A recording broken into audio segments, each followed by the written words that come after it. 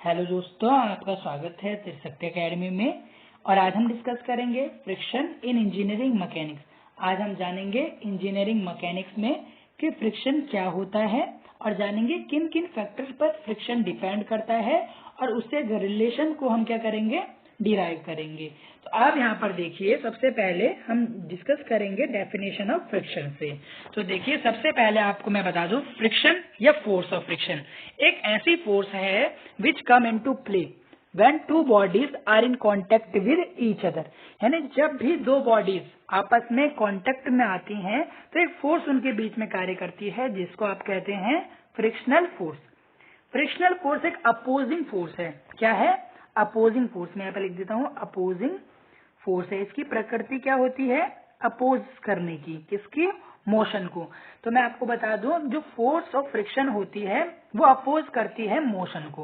यानी जब भी दो बॉडीज कांटेक्ट में आती है तो ये ऐसी फोर्स है जो इस बॉडी को मोशन करने से रोके। यानी friction is opposing force which oppose relative motion. यानी ये रिलेटिव मोशन दो ऑब्जेक्ट के बीच में मोशन को होने से रोकती है। अब कुछ आप इसकी प्रॉपर्टी देखिए फ्रिक्शन की।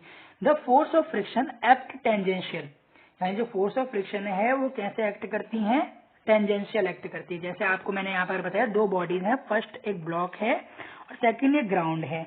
आप देखिए कि जो इनका कांटेक्ट सरफेस है, यहाँ पर आप देखिए ये कांटेक्ट सरफेस है इनका, यहाँ पर जो फ्रिक्शन होगा क्या होगा? टेंजेंशियल होगा। कैसे होगा? टेंजेंशियल। ये देखिए अपोजिट डायरेक्शन में वो टेंजेंशियल होगा और अपोजिट डायरेक्शन में एक्ट करेगा। तो ये हो गया फोर्स ऑफ फ्रिक्शन। तो अभी मैंने आपको बताया कि फोर्स ऑफ फ्रिक्शन एक ऐसी फोर्स है जो कब आती है?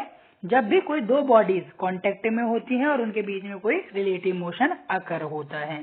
तो ये हुआ हमारा फोर्स ऑफ फ्रिक्शन।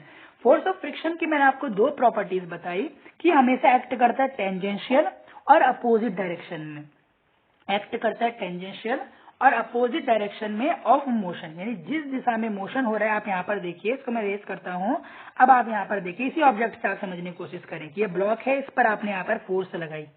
ये देखिए फोर्स आपने लगाई, पुश फोर्स लगाई एफ वेक्टर। ये देखिए आपने यहाँ पर फोर्स लगा दी।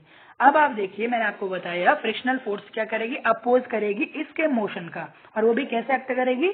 टेंजेंशियल। तो आप यहाँ पर देखिए, ये फ्रिक्शनल फोर्स यहाँ पर एक्ट हो गई है, जो कैसे बिहेव कर रही है? बिल्कुल अपोज डायरेक्शन में ऑफ द मोशन। तो ये हो गया फ्रिक्शन जो आपको मैंने बताया है। अब आप यहाँ पर देखिए, इसी डायग्राम में मैं आपको बताऊं, यदि कोई भी बॉडी इक्विलिब्रियम में है, कोई भी बॉडी साम्य अवस्था में है, यानी कोई बॉडी मूव नहीं कर रही है दूसरी बॉडी के ओर, बस वो क्या है? कांटेक्ट में है, बस वो कांटेक्ट में। तो उस कंडीशन में मैं आपको बताऊं कि जो फ्रिक्शनल फोर्स है वो फोर्स के बराबर हो जाएगा। जो फ्रिक्शनल फोर्स है वो फोर्स के बराबर हो जाएगा इक्विलिब्रियम की स्टेट में। और आप यहाँ पर देखिए कि यहाँ पर एक mg फोर्स लग रहा है डाउनवर्ड, जिसको आप वेट कहते हैं। तो ये जो वेट है वो किसके बराबर हो जाएगा? जो नॉर्मल रिएक्शन लग रही है वर्टिकली अपवर्ड, जब भी कोई बॉडी किसमें होगी? आपकी साम्यावस्था में होगी, यानी इक्विलिब्रियम में होगी। तो ये नॉर्मल रिएक्शन के बराबर होगा वेट भी। तो ये मैंने आपको बताया फोर्स ऑफ फ्रिक्शन क्या होता है।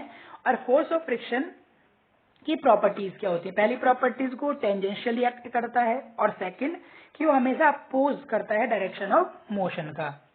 अब आप यहाँ पर देखिए, सेकंड स्लाइड मैंने यहाँ पर ओपन कर दी है। इसमें मैं आपको बताऊंगा कि फोर्स ऑफ फ्रिक्शन किन फैक्टर पर डिपेंड करता है।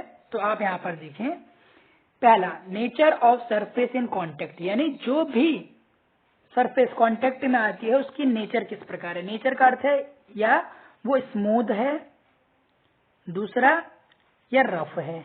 ये हुआ नेचर ऑफ सरफेस, यानी किस सरफेस पर है। आप यहाँ पर देखिए, एक बॉक्स है, ये इस दिशा में मूव होना चाहता है और फ्रिक्शनल फोर्सेस का अपोज आप देख रहे हैं। ये देखिए, तो आप यहाँ पर देखिए कि जब तक ये फोर्स है ये फ्रिक्शनल फोर्स से अधिक ना हो जाए, एक बार मैं आपको ढंग से समझाता हूँ, जब तक ये फोर्स फ्रिक्शनल फोर्स से अधिक ना हो जाए तब तक बॉडी मूव नहीं करेगी।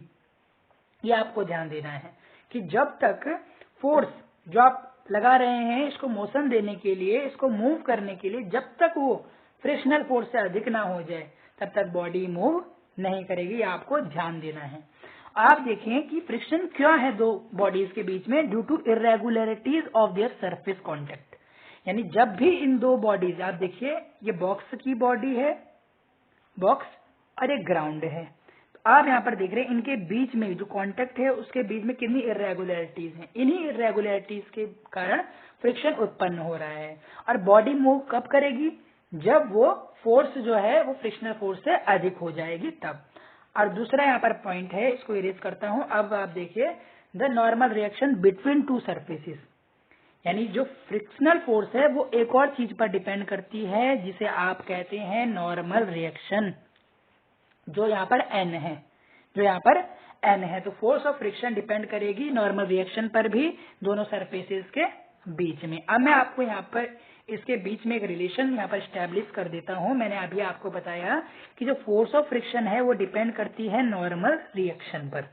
ये इक्वेशन है अकॉर्डिंग टू किसके, कि हमें पता है कि फोर्स ऑफ फ्रिक्शन किस कारणों पर डिपेंड करता है, विच फैक्टर्स अपॉन फ्रिक्शन डिपेंड। तो मैंने आपको बताया friction depend upon normal reaction. तो एफ एस आप इसको ले लें या एफ आप मान सकते हैं। तो फ्रिक्शन इसको किस पर डिपेंड करता है, नॉर्मल रिएक्शन पर। तो F is directly proportional to N. अब आप इसको फर्दर सॉल्व करें तो आप लिखेंगे F is equal to mu N. आप एन की जगह आर भी रिप्लेस कर सकते हैं, आर से भी आप नॉर्मल रिएक्शन को रिप्रेजेंट करते हैं। तो एफ क्या हो जाएगा यहाँ पर, म्यू एन हो जाएगा। यानी म्यू क्या आया, म्यू आया कांस्टेंट ऑफ प्रोपोर्शनैलिटी, यानी प्रोपोर्शनैलिटी के हटाने के बाद एक कांस्टेंट आया जिसको आप कहते हैं coefficient of friction. Coefficient of friction आप इसे कहेंगे, देखिए कोफिशिएंट ऑफ फ्रिक्शन आप इसे कहते हैं म्यू को। तो ये रिलेशन कहाँ से आया, जहां से हमने पाया कि जो फ्रिक्शनल फोर्स है वो डायरेक्टली प्रोपोर्शनल है नॉर्मल रिएक्शन के, तब आया हमारे पास F is equal to mu R. तो यहाँ पर आज हमने कोफिशिएंट ऑफ फ्रिक्शन भी यहाँ पर समझ लिया है कि कोफिशिएंट ऑफ फ्रिक्शन कैसे हम फाइंड आउट करते हैं।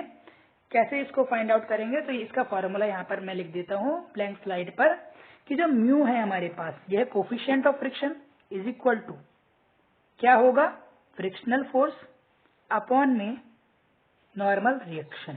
ये आ गया। मैंने आपको बताया कि इसकी यूनिट देखिए, कोफिशिएंट ऑफ फ्रिक्शन की यूनिट क्या होगी। फ्रिक्शनल फोर्स भी क्या है, एक प्रकार की फोर्स है, इसकी यूनिट भी न्यूटन होगी।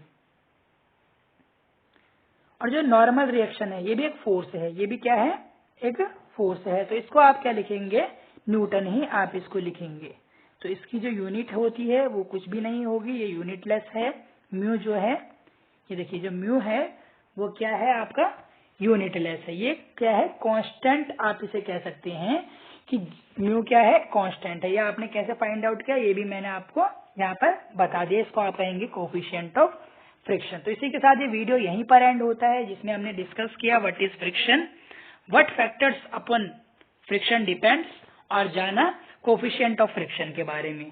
तो यदि आपको वीडियो अच्छी लगी हो तो प्लीज आप इसे लाइक करें, शेयर करें, subscribe with your friends, and you can also follow us on Facebook and Instagram as shown per screen. Thank you very much.